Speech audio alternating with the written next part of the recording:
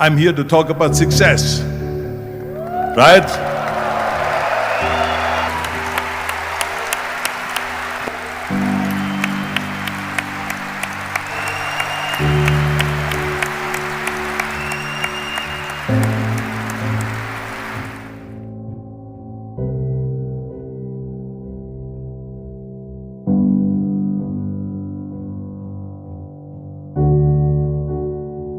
Now let me get right away to the first rule of success. The first rule of success is to have a vision. You see, if you don't have a vision of where you go, and if you don't have a goal where you go, you drift around and you never end up anywhere. It's like you can have the best ship in the world, you can have the best airplane in the world. If the pilot or the captain doesn't know where to go, it would just drift around. It would not end up anywhere, or most likely in the wrong place. So I was very fortunate that I stumbled onto my vision. I mean, as you know, I was born in 1947 in Austria after the Second World War. And I didn't really like Austria when I grew up. I couldn't wait to get out of there. I couldn't see myself becoming a farmer or a worker in a factory or anything like that.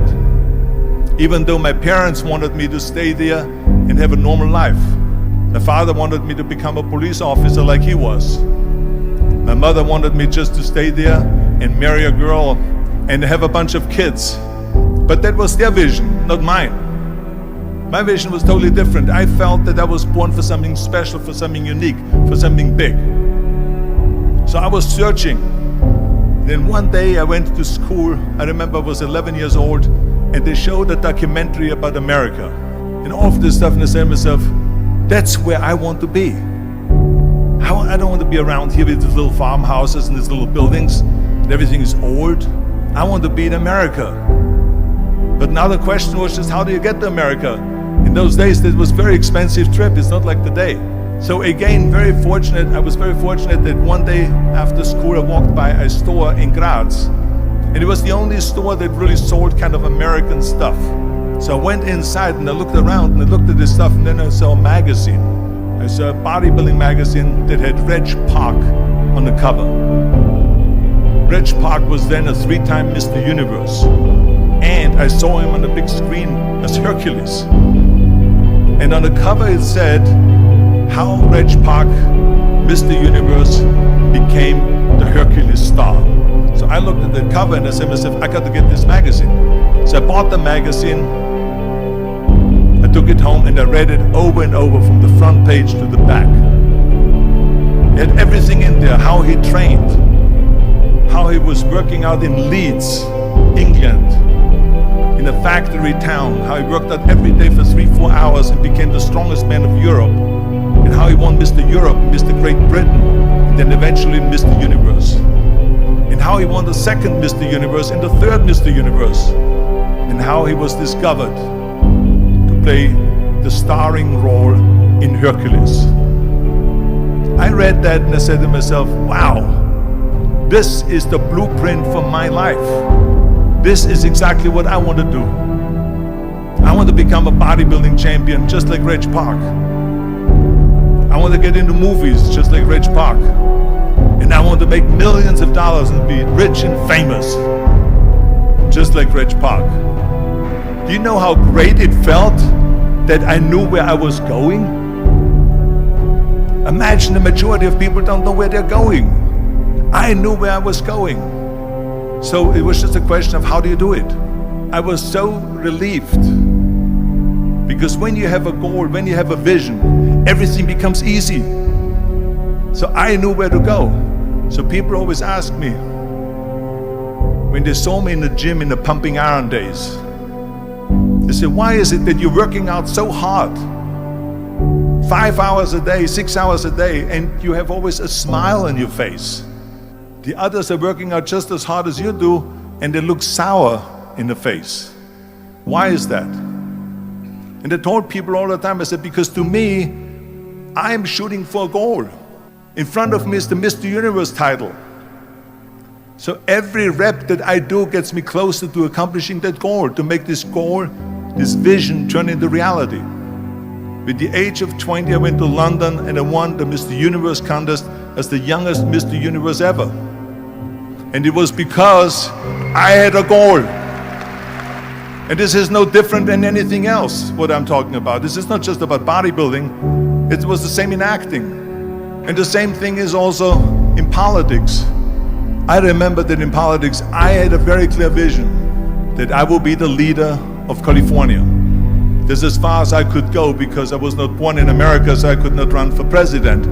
So being the governor of the 5th largest state was for me really the ultimate title, the ultimate accomplishment in politics. So even though people came up to me and says, why don't you go and run for something smaller, you're never gonna make it. I ran for governor, and then 2 months later I became governor of the state of California. Again, because I had a very clear vision what I'm gonna do with California. So let me tell you something, visualizing your goal and going after it makes it fun. You got to have a purpose no matter what you do in life. You got to have a purpose. So that's rule number 1, have a vision.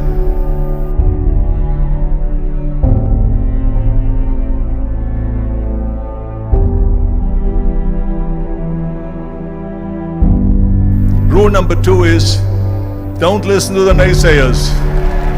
Everything I ever did, the thing that I heard out of people's mouth was, that's impossible. That can't be done. Or no. I remember when I wanted to be a bodybuilding champion, including my parents and everyone else around me, said this is impossible. That is exactly what I heard, and of course I proved to the people that it can be done. So whenever someone said to me, it can't be done, I heard it can be done. When they said no, I heard yes. And when they said it's impossible, I heard it is possible. Because I am a strong believer. I'm a strong believer what Nelson Mandela said, that everything is always impossible until someone does it. Well, I'm gonna be the one that said to myself, I'm gonna do it and I'm gonna show it to them. Maybe it has never been done before. That's perfectly fine with me. But I'm gonna do it. And I did not listen to the naysayers. The same was also when I went into not just in bodybuilding, they said no. When I wanted to come to America, when I wanted to go to America, they said it's impossible. There's no money that you have to fly even over there. You have no money when you go over there to live with. And what do you think, they're gonna wait for you? They have plenty of big bodybuilders over there. It was all no, and it can't be done, it's impossible. And I remember then that the same thing happened also when I went into the show business. I won 13 world bodybuilding championships altogether, and now I said to the agent, the Hollywood agent, I want to get into movies. He said, that's funny, Arnold. I asked a studio executive, I say, I want to get into movies. I want to be a leading man. He started laughing. So they all say it's impossible. I said, why is it impossible? He says, because look at how big you are. You weigh 250 pounds. Hercules bodies and muscular bodies weighing 20 years ago. And then they told me, it says, and your accent, even if you reduce all your body weight and everything and have a normal body, I said, your accent, I mean, it will go give people a goosebumps. With the German accent, it will get people the creeps. They will get scared. He says, no one in Hollywood ever has become a leading man that had an accent. That's the kind of stuff that they heard. They said, no, you see, it's impossible. And plus your name who can pronounce Schwarzenegger or something like that. No one can pronounce that, so forget about it, Arnold. This is the kind of thing that I heard. Now that's very encouraging, isn't it? But you know something? I didn't give a shit. I said to myself, in bodybuilding I worked out 5-6 hours a day. I'm gonna do the same thing now for acting. And of course I went to college to study English, accent removal, acting classes, and all of this stuff, all day long. I worked and I worked and I worked. And within a short period of time, I made one movie called Hercules in New York, which of course went right into the toilet. But it didn't discourage me. I still had the same vision. And then all of a sudden, I was asked to star in Conan the Barbarian. And after I did Conan the Barbarian, the director at the press conference said to the press, he said to the press, if we wouldn't have had Arnold, we would have had to build one. And the same thing was with Terminator. After we were finished filming Terminator, Jim Cameron said to the press, if Arnold wouldn't have had that accent and talked like a machine, I think the movie wouldn't have worked. So think about that. The body and the accent that they attacked was an asset.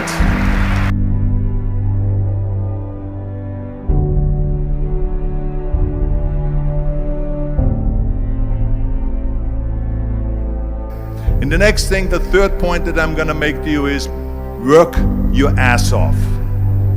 There is no magic pill. There is no magic out there. You cannot get around. You have to work and work and work. And it drives me crazy when people say they don't have enough time to go to the gym for 45 minutes a day and work out. Or to do something for 45 minutes to an hour a day to improve. If it is physically improve or if it is mentally to improve. Imagine you read 1 hour a day about history. How much you will learn after 365 hours in 1 year. Imagine if you will work on the business, on some business that you want to develop every day for an hour. Imagine how further along you will go and get. So it drives me nuts because when people say we don't have the time, we have 24 hours a day. We sleep 6 hours a day, so that gives you still 18 hours. So there's someone shaking their head out here in front. They say probably, I don't sleep 6 hours, I sleep 8 hours, right?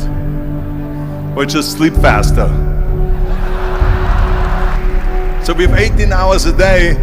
The average person works around 8 to 10 hours. So let's assume it's 10 hours, so we have 8 hours left. Then you travel around an hour a day, maybe 2 hours a day. So now you have still 6 hours left. What do we do with the 6 hours? Then we eat a little bit, then we schmooze a little bit, talk a little bit to people and all that stuff. But you can see how much time there is available if you organize your day. So you got to work hard. I mean, let me tell you something. When I went to America, I went to college. I went and worked out 5 hours a day. And I was working on construction. Because in those days in bodybuilding, there was no money. I didn't have the money for food supplements or anything. So I had to go to work. So I worked on construction. I went to college. I worked out in the gym, and at night from 8 o'clock at night to 12 midnight, I went to acting class 4 times a week. So I did all of that. There was not one single minute that I wasted. I became very friendly with Muhammad Ali in the 70s. And Muhammad Ali worked his butt off. And I saw it firsthand. And I remember that there was a sports writer that was there in the gym when he was working out and he was doing sit-ups. And they asked him, how many sit-ups do you do? And he said, I don't start counting until it hurts. Now think about that. He doesn't start counting his sit-ups until he feels pain. That's when he starts counting. That is working hard. And so you can't get around the hard work. It doesn't matter who it is.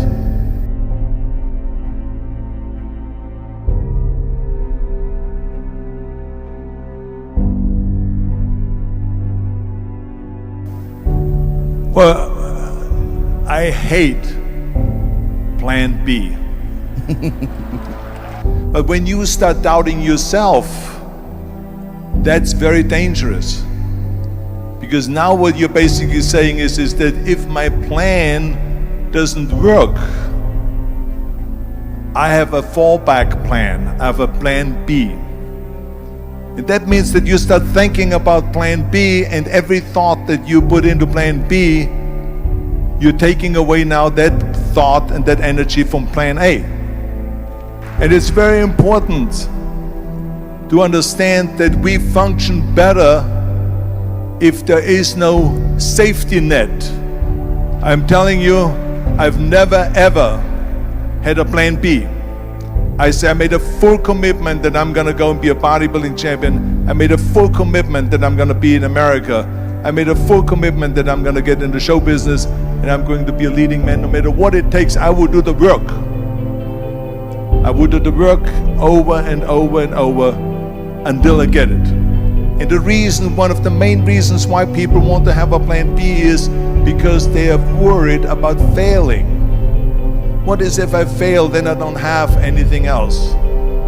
Well, let me tell you something, don't be afraid of failing, because there's nothing wrong with failing. You have to fail in order to climb that ladder. There's no one that doesn't fail.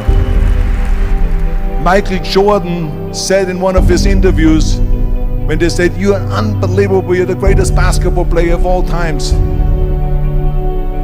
I mean, tell me about that. And he says, well, you're just mentioning the successes. But he says, for me to become the greatest basketball player, I missed 9,000 shots when I was playing basketball at the NBA games. Does it make him a failure? No. He's one of the greatest basketball players of all times, but he failed 9,000 times. Do you get it? We all fail. It's okay. What is not okay is that when you fail, you stay down. Whoever stays down is a loser. And winners will fail and get up. Fail and get up. Fail and get up. You always get up. That is a winner. That is a winner.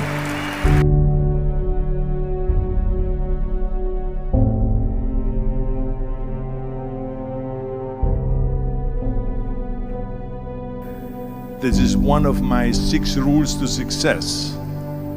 You can only feel complete as a person if you think about what can you do for your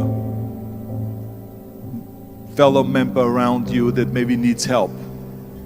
I was an immigrant going to America, and I saw how America was the most generous country in the world. I mean, they opened up their arms to me, they helped me, they invited me for Thanksgiving dinner. The people, they brought me, the bodybuilders in the gym brought me plates to my apartment because I had no plates, I had no silverware, I had no bedware, I had no pillows, I had no blanket, I had no TV, I had no radio, I had nothing. They brought it to my apartment. And I said to myself, as an immigrant that is being embraced with open arms, that I need to go and make sure that I give something back. And this is when I started feeling obligated, and I said to myself, so what can I do? I'm a bodybuilder, what can I do? Well, then I realized, when I saw Special Olympics, that I can help and train Special Olympians. And so we started getting involved in Special Olympics, and in no time, I proposed to them to start powerlifting in Special Olympics. And it became the #1 sports in Special Olympics, powerlifting. They always have a packed hall of 5,000 people. And I became the national trainer and the international trainer of Special Olympics. And I tell you, I felt so good. I felt better than winning a bodybuilding competition, going to one of their competitions and seeing 100 of those athletes from all over the world competing in powerlifting and being happy and being included and being felt that they're equal to all of us. It was the most unbelievable feeling, and this is why I got so excited about it that then after that I started, going around to military bases in America and training our military personnel. Because in those days, bodybuilding and weight training wasn't popular. Now it is. Now when you go to Iraq, to Baghdad or somewhere like that, you see the American soldiers train. They have the biggest facilities. It's like this dome here. This is how big the training facilities are now. So I went from military base to train the soldiers and the sailors, the airmen and all of them. The more I got into that, the more I realized how good it feels to give something back. And that's when my idea came about after-school programs, because after school, when I traveled to all the schools to train students, I saw there was a huge gathering of students after the school was over outside the school. And I asked the school principal, what are all the students doing? He said to me, Arnold, you have to understand that 70% of the kids in our schools, they come from parents where 70% of the parents are both working. So therefore there's no one there picking them up. So that's got me the idea to start after-school programs, to keep those kids in school while the parents are working, and to offer them homework assistance, tutoring, sports and fitness programs and arts programs, music and painting and so on. And it became a huge success. Then, of course, when 2003 happened, where there was a governor's race in California, I said to myself, now is my chance to jump in there and to really give everything. And people said to me, are you crazy to run for governor? When you're governor, he says, you cannot go and make movies anymore. I mean, I know that you can't run the state and make movies. Of course not.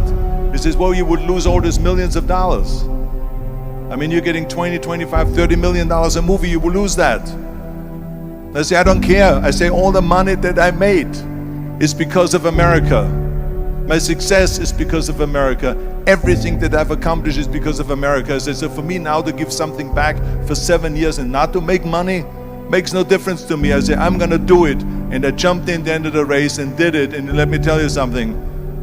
I'm not poor because those 7 years I didn't get paid. I'm perfectly fine. And it made me feel good that I could give back to America.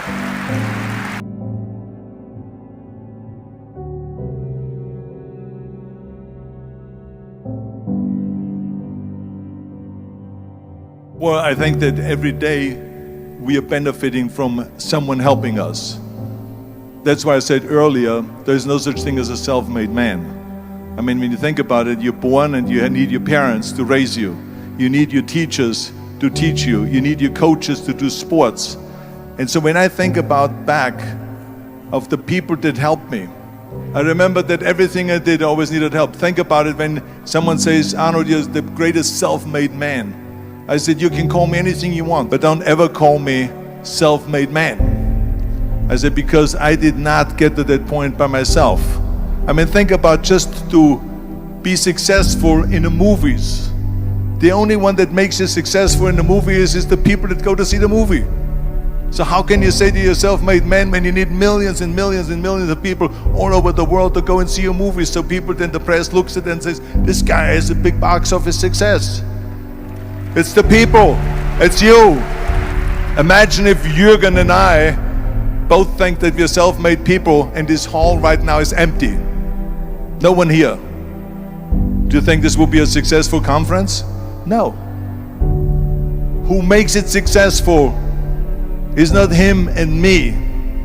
We are just one little molecule that is added to the equation. But you are the ones that make this conference a successful conference. So thank you all of you for being here today. You are the ones that is making it big.